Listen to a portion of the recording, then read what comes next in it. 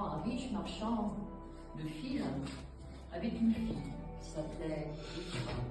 Il voulait la marier, mais pas n'importe qui, à quelqu'un de bien, qui avait de la valeur, mais quelqu'un de gentil quand même. Alors ils décidèrent un jour de partir tous les deux. Ils ont navigué, allant de pays en pays, d'île en île. Mais un jour, une tempête est arrivée, une grosse tempête, et le navire s'est retrouvé auprès d'une terre inconnue. Le père s'est noyé, et Éphira s'est retrouvée seule, grelottante et trempée. Des marchands de tissage, enfin des tisserands, pauvres, très pauvres, l'ont accueilli avec eux. Et Éphira avait tout oublié, tous ses souvenirs, ses rêves. Oui, parce que son rêve, c'était lui, bien sûr, son père, c'était d'aller vendre, c'était un commerçant, c'était pour vendre qu'il est parti. Elle rêvait de rencontrer le prince. C'est pour ça qu'elle est partie avec son père. Elle voulait rencontrer le prince. Et là, eh bien, tous ses rêves, tous ses volatilisés, en fait, voilà. Et donc, elle est recueillie par ses tisserands et ils lui apprennent à tisser. Tout semble aller pour le mieux. Mais un jour, en revenant du puits, il était avec ses sous et des marchands d'esclaves l'ont pris, l'ont capturé, l'ont emmené jusqu'en Istanbul. Et là, un monsieur arrive, il a eu pitié d'elle. Et puis, il l'a emmenée avec elle, il l'a achetée. Il s'est dit, j'en ferais bien une servante pour ma femme. Alors, ils s'en vont tous les deux.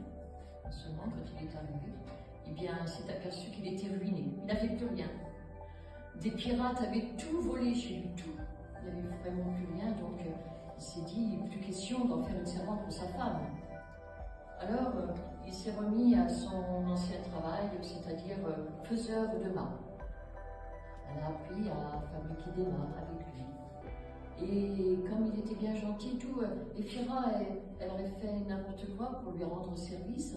Et elle travaillait tellement bien qu'en fait, eh bien, il l'a affranchie. Il a même, elle était avec lui associée. Puis un jour, il lui dit, écoute, eh bien, ça serait bien que tu emmènes, que tu ailles vendre sur une autre, dans d'autres pays, en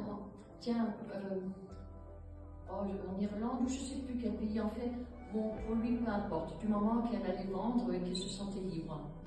Donc, Éphira s'en va, mais, bien, moins de chance, un typhon la roule, elle se retrouve, eh bien, dans un rivage de Chine. Et là, en Chine, on dit, il y a une légende qui dit qu'un jour viendrait une étrangère qui leur apprendrait à fabriquer une maison en toile. Oui, une maison en toile, une tente. Et en Chine, ils ne savaient pas comment fabriquer cette tente, alors ils se disaient, ça serait bien que cette légende puisse exister quand même. Alors chaque fois qu'une étrangère venait, on l'emmenait, c'était pour l'empereur. L'empereur, il espérait cette étrangère qui vienne le voir. Alors chaque fois, eh bien, il s'emmenait les étrangères devant l'empereur, mais aucune étrangère jusque-là n'avait réussi à faire une tente. Alors Éphira se retrouve devant l'empereur, et l'empereur lui demande, Madame, sauriez-vous faire une tente? Éphira ne voulait pas déplaire à l'empereur. Elle réfléchit et dit, je dois savoir faire une tente. Alors, elle réfléchit. Sa mémoire, elle se souvient, mais à l'époque, elle filait avec son père. Alors, elle va chercher du lin et le massacre bien comme il faut et en fait des fils. Et les fils, elle les enroule les uns les autres et en forme une corde. Parce qu'elle leur a demandé ceux de Chine s'ils avaient une corde. Mais, eh bien, il n'en avait pas. Il n'avait pas de corde. C'est pour ça qu'Éphira s'est mise à former une corde, bien comme il faut. Et puis, alors demande s'ils ont une toile. On parle de toile. Alors, Éphira se souvient qu'elle tissait. Alors elle se mit à tisser. Une toile bien rude, bien ferme, comme il faut. Et elle leur demande s'ils avaient des piquets. Mais elle n'avait pas de piquets. Éphira se rappelle qu'elle a fabriqué des mains. Alors elle fait des mains, bien comme il faut. Et une fois qu'elle a eu tout ce qu'il fallait, elle a fermé les yeux. Et elle s'est souvenue de toutes les tentes qu'elle a pu voir, les tentes qui l'ont protégée du froid, de la neige, et même du soleil. Lorsqu'elle voyageait avec son père. Et un matin, eh bien, la légende s'est avérée être vraie.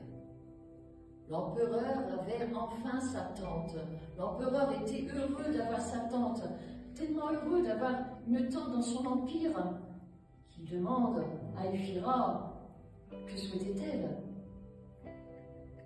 Éphira, elle était bien en Chine, tout le monde était gentil avec elle, tout se passait bien. Alors, elle a décidé de rester en Chine, de vivre avec eux.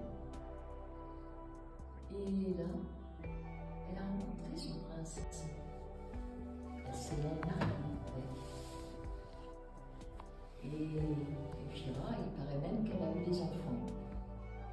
Éphira est enfin devenue heureuse.